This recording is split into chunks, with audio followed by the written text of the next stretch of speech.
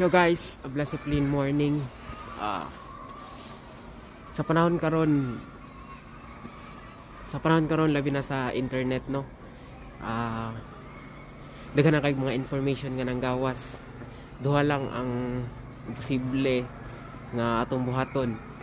It's either dili ta mo consume sa information, ug kung dili pud ta ma-inform.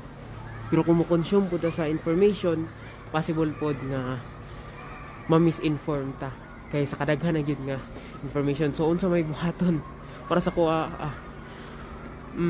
i-filter na ko o mag-study ko sa mga butang nga makapa-interest ako o ako ang ginatuhuan na makatabang sa akong kinabuhi na may improve ko.